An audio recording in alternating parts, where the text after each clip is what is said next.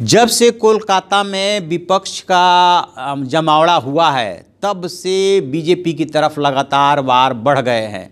कोई चोर भ्रष्ट लोगों का जमावड़ा बताया जा रहा है और इससे कोई फ़र्क नहीं पड़ेगा। दूसरी तरफ से विपक्ष की तरफ से भी बीजेपी पे वार किया जा रहा है कि अब अंत समय आ गया है, मोदी सरकार का एक्सपायरी डेट ख़त्म हो चुका है, वगैरह वगैरह, न जाने कितनी बातें हो रही है।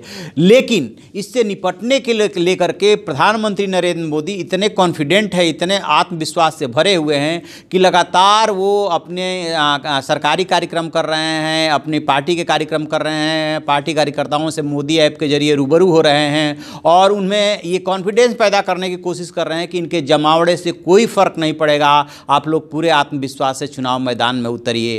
तो एक बात ये भी आ रही है कि मोदी के तर्कस में अभी कई ऐसे तीर हैं सवर्ण आरक्षण के अलावा कि जिससे कि विपक्ष धराशायी हो जाएगा। वो कौन कौन से तीर है और कौन सा दूसरा तीर छोड़ने वाले हैं प्रधानमंत्री नरेंद्र मोदी, मैं आपको बताऊंगा। मैं हूं विद्याशंकर तिवारी, इंडिया न्यूज़ के डिजिटल चैनल इन खबर के लिए। दरअसल प्रधानमंत्री नरेंद्र मोदी ने गरीब सवर्णों को न सिर्फ आरक्षण दिया और संवैधानिक संशोधन इसके लिए किया, बल्कि इसे केंद्र में भी और 3 प्रदेशों में लागू भी किया जा चुका है। 1 फरवरी से केंद्र सरकार इसे लागू करने जा रही है। इसके लिए जो भी जरूरी फॉर्मेलिटीज है उसको पूरा किया जा रहा है। इसके बाद जो दूसरा उनका मास्टर स्ट्रोक है वो बताया जा रहा है कि बैकवर्ड को लेकर के वो मास्टर स्ट्रोक चलने वाले हैं। वो क्या है कि आपको याद होगा पिछड़ा आयोग ने जो सबसे पहले तो इन्होंने पिछड़ा आयोग को संवैधानिक दर्जा दिया, उसके बाद एक रोहिणी कमीशन गठित हुआ था जस्टिस रोहिणी के नेतृत्व में, जिसका कि कार्यकाल बढ़ा दिया गया था 31 मई 2019 तक रिपोर्ट देने के लिए। ये कमीशन ये स्टडी कर रहा है कि जितनी पिछड़ी जातियां हैं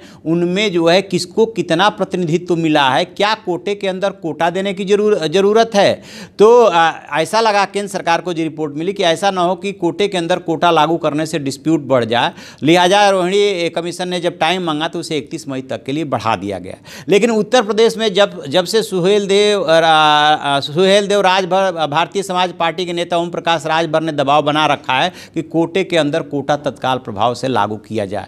और केंद्र सरकार को भी ऐसा लग रहा है कि जो कुछ जातियां हैं, जो लगभग 2 दर्जन जातियां ऐसी छाटी गई है बैकवर्ड्स में, जो कि आरक्षण की मलाई चाट रही हैं और सारा का सारा फायदा वही ले जा रही है। लिहाजा अभी पिछले दिनों हफ्ते भर के अंदर सरकार ने सारे मंत्रालयों से रिपोर्ट मांगी कि आप हमें ये रिपोर्ट दीजिए कि पिछड़ों में किस जाति का कितना प्रतिनिधित्व है आपके मंत्रालय में और आपके डिपार्टमेंट में। और ये रिपोर्ट प्रधानमंत्री कार्यालय को पहुंच गई है। अब उस पर काम चल रहा है और उसमें जो निकाला जा रहा है वो ये निकाला जा रहा है कि 500 ऐसी बैकवर्ड क्लासेज हैं जिनको कि आरक्षण का लाभ नहीं मिल रहा है और उनका प्रतिनिधित्व बहुत ही कम है, और कुछ ही ऐसी जातियां हैं जिनको कि बैकवर्ड आरक्षण का लाभ मिल रहा है। लिहाजा ये तैयारी चल रही है कि क्या बजट सेशन में कोटे के अंदर कोटा लागू कर दिया जाए, इस पे काम चल रहा है। और यदि ये मास्टर स्ट्रोक प्रधानमंत्री नरेंद्र मोदी ने खेला तो उसका बहुत बड़ा असर होगा, क्योंकि सवर्णों को आरक्षण दे करके वो एक दांव चल चुके हैं और दूसरे दांव की तैयारी है।